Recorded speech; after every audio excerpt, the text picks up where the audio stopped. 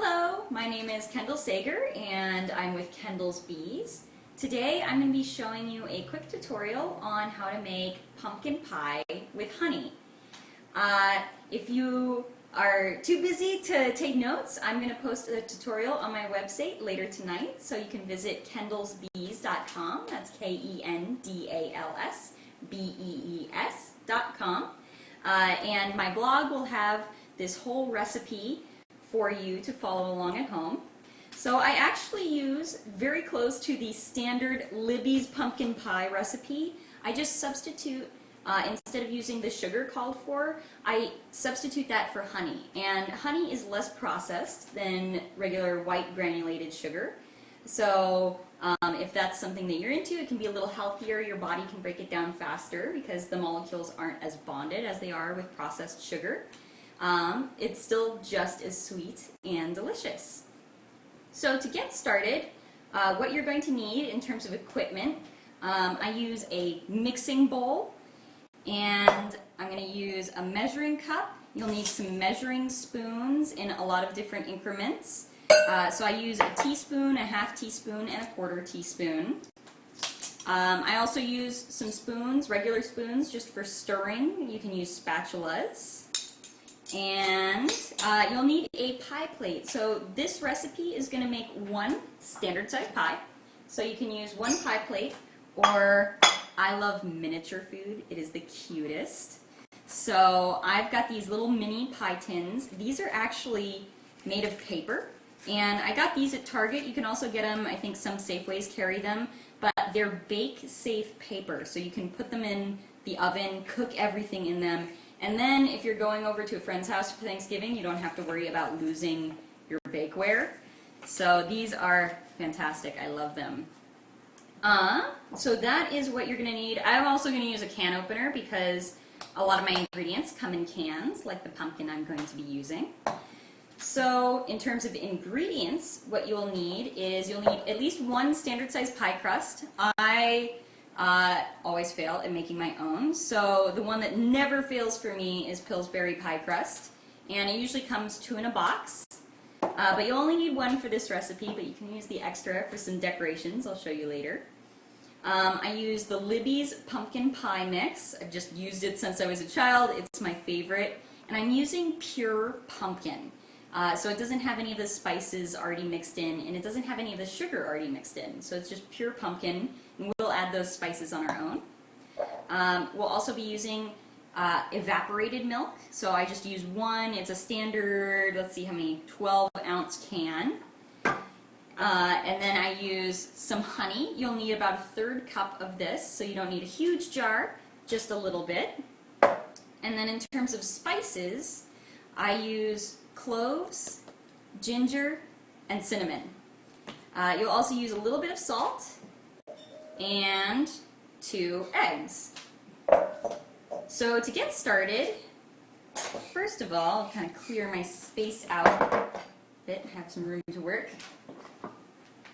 I'll take my mixing bowl, and the first ingredient you want to put in there is the pumpkin pie. So just scoop out all of your pumpkin. This recipe also works great. You can use pumpkin from scratch if you're using sugar pie pumpkins. They're adorable tiny pumpkins. Makes it a little more handmade, but I'm going the easy route for this tutorial, so a lot of pre-prepared things, and so you have less to think about on Thanksgiving, because I'm sure you might be cooking quite a lot. So once you get all of the pumpkin pie out, the next thing that you want to add is all of the dry ingredients and spices. You want to add those next before adding any of your liquids, just because it'll get evenly distributed. If you add them last, they kind of float at the top of the pie, so this makes sure they're evenly mixed in. So cinnamon is the one you use the most of, and I'm going to use 1 teaspoon of cinnamon. Get all my measuring spoons. So 1 even teaspoon of cinnamon. I'm going to use only a half teaspoon of ginger. So this is typically, if you want another shortcut, I think pumpkin pie spice uses a lot of these same ingredients. So there's my half teaspoon of ginger.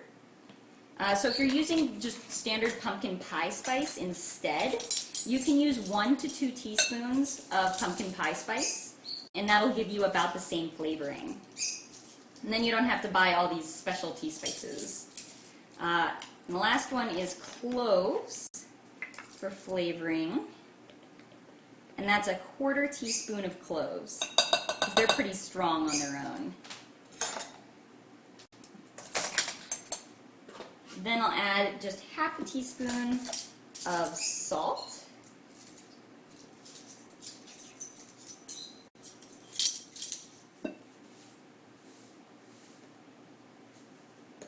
Had some leaking in there, so I'll go a little shy with the salt. So now that you've got all of your dry ingredients added in with the pumpkin, just stir that until it's a really nice, even consistency. So you basically just don't want to see any lumps of your ingredients laying around. So it should be a very even, slightly darker color now that you've added all of your spices. So now everything's all blended in, so it looks like just a pumpkin paste with a lot of spice in it. The next thing I typically add are my eggs. So you can crack 2 eggs directly in there. So if you're worried about getting shells in, you can do this in a different container and just beat them a little bit first, because right now I've just got 2 eggs sitting around, and you want to stir those, oops, break the yolks, and stir those around. So and again, you're looking to just blend everything to a nice, even consistency. And that's before we add the milk, which is the main liquid ingredient. So if you've been following along with the back of your Libby's pumpkin pie can, I've basically added all the ingredients except the milk and the sugar. So all of these different sized spoons, so Isabel asking me a question where I found all of my different sized spoons. This is just a miscellaneous set that we've had forever. But you can get a lot of them at Safeway, Target, any place with a homeware group, but I like the nice metal ones. They stand up really well. I used to have some plastic ones. I just kind of use them too much and they get beat up.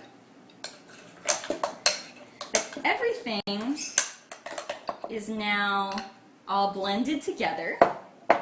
And so swapping out the sugar for honey, you're going to use about half the amount of honey as you would sugar.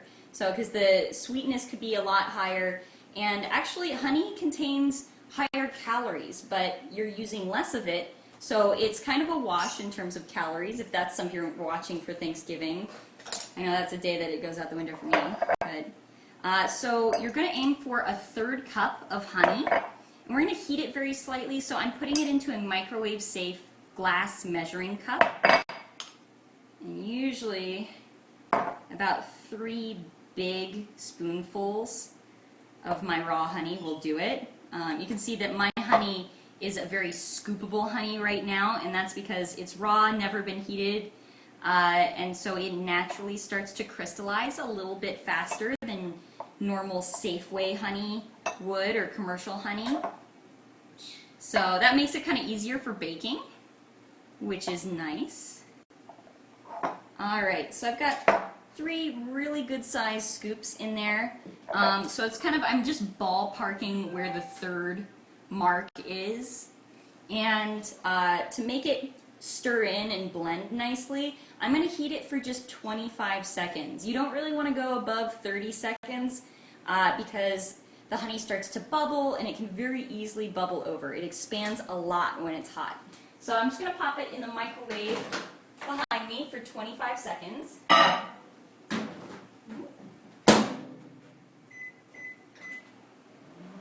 And that should heat it up quite nicely. I'm also going to get the honey off my hands.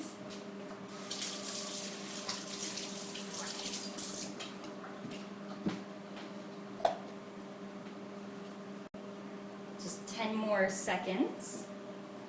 And then the very last ingredient will be the milk. So after I stir in the honey, I'm going to give my evaporated milk a good shake because some of the stuff just kind of settles to the bottom. So make sure you shake it up really good. And then I'm going to open that with my can opener. So if you have a church key, a little triangle thing, those actually work really well for pouring milk. It's a little less messy than using a can opener. But if anyone's watched any of my other tutorials, you might notice that I'm in a new kitchen, so that's because I'm traveling for the holidays to be down with family. Alright, so my milk is ready to go, and I heard my microwave behind me is ready.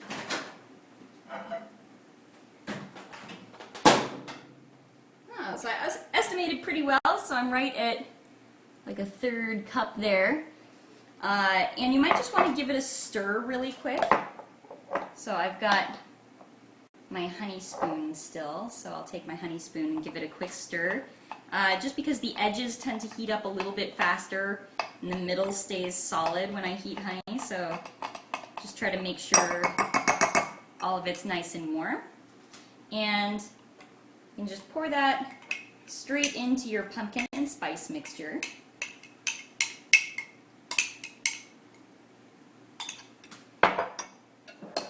Now, same old, repeating the previous steps, is you just want to stir everything and make sure it's very well combined. So, and I found that a 1/3 cup is fine for, like, it creates a nice sweet pumpkin pie recipe, what you're used to. If you like sweeter pumpkin pie, you can definitely add more honey, but in adding more honey, you have to note that it's definitely a liquid ingredient as opposed to sugar, which is a dry ingredient, so that you should maybe reduce the amount of milk that you use. So I've got Isabel wishing me some happy holidays too, so happy holidays. This should aim for a good Thanksgiving. Alright, so I'm all combined here again, so now I can add my last ingredient, the milk. And this one, oops, lost my lid. Alright, so that last ingredient will make it very soupy, so you have to stir a little more carefully at first. But again, you're just blending very evenly. This is a great, impressive holiday dish to say that you've homemade, but it is so simple to make. So I just kind of turn the bowl and make a little circular motion with the spoon, and that usually kind of reduces some of the splashing but blends very evenly. So now you have like a soupy, a very loose custard consistency, and so I used my bowl that has a little spout on it, which makes it nice for pouring these into your pumpkin pie crusts. So now I'll go ahead and prepare the crust, and then the last thing left to do is just to pop it in the oven. So we're almost done here. So again, I'm using my little mini pumpkin pie dishes. So I'm going to use a baking sheet just because these can be a little bit floppy coming out of the oven, so you don't want to try and grab these on your own. So I keep them on a baking sheet until they're cooled. And so for these ones, I'm again using some pre-made dough, and I usually take this out of the fridge right as I start. You kind of want it out for about 15 minutes just so that it has a time to warm to room temperature a bit, and then usually it unrolls a little bit easier.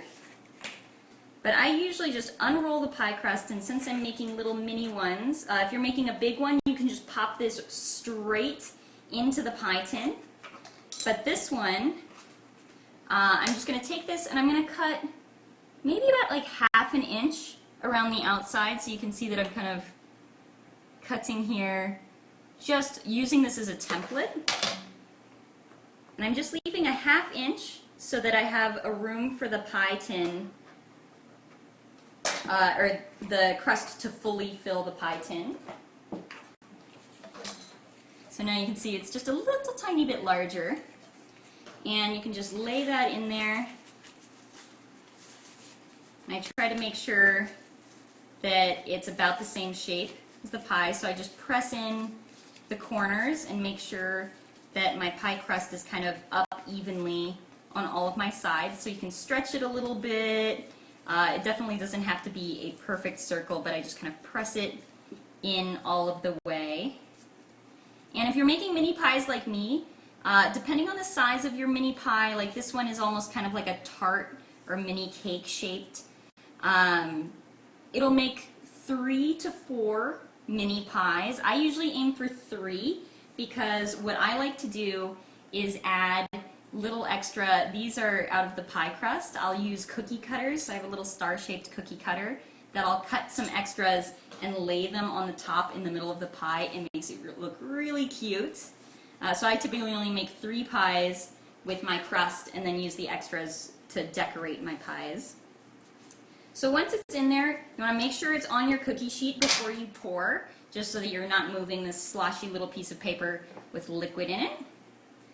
But I'll just pour that straight in, and you want to go straight up to the edge. So these are pretty full little pies, just like this. And I'm going to pop this in the oven at 425 for 15 minutes. And then I will lower the temperature for 30 minutes, and that'll be at 350. And the 425 browns the crusts really well, and just make sure that you have a nice firm pie crust and not a soggy pie crust. So that's why I use the hot temperature and then go down to the low temperature. So since this is a cooking show, I put that in the oven. Let's pretend some time has passed. And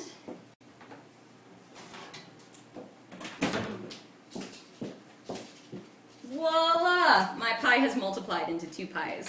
These are pies that I popped in the oven about 45 minutes ago, so I started at 425, 15 minutes, and then dropped the temperature down to 350. And I'm just going to double check these. So they've been in for, again, 45 minutes.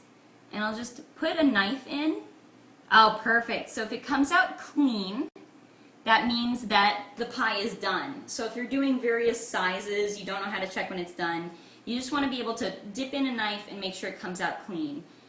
If it comes out, I just dipped mine into my batter, but before it's done, so I checked these about 15 minutes ago, and my knife came out with like a little bit of the pie filling on it. That means they're not quite done. They need to stay in a little bit longer. And if you're using the cookie cutter recipe, so I just put a few of these little like raw pie crusts and cut them into stars and put them on the pan. They only need to be in there 5 minutes, so I went and chiseled those guys out. But now that these are cooked and I've got my pie cooked, I'm just going to sprinkle them, kind of like press them down in the middle there.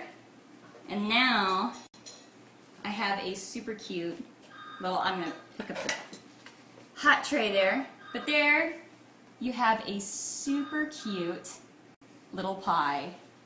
And this one is another option of what you could do. I'm really bad at making decorative crusts, so I usually use cookie cutters for that too. And these ones I placed on before baking. So while I've got the raw pie there, I cut out a whole bunch of little stars and placed them around, and they've been in the oven the whole time with the pie. You can see the little edges are kind of very browned, and if you don't like them so brown, you want them to be a little lighter, you can cover them with tin foil, and then they'll stay nice and just like lightly golden brown rather than getting dark. So Isabel's asking about the temperatures again. So it's 425 for 15 minutes, and then it's actually 350 for 30 minutes. So the temperature is down to the standard 350 degrees for 30 minutes. So the total bake time is 45 minutes. The total prep time, as you guys saw, is approximately 15 minutes. And, well, I hope you guys have a wonderful Thanksgiving and you enjoy your lovely pies. Thank you so much for tuning in. And again, if you want to follow along with pictures on my blog, I will post a recipe later tonight. And the blog, you can find that through my website at www.kendallsbees.com. That's KENDALSBEES.com. And if you think of any questions later, you can definitely contact me through my website. Thanks for watching. Bye. At www.kendallsbees.com. That's KENDALSBEES.com. And if you think of any questions later, you can definitely contact me through my website. Thanks for watching. Bye.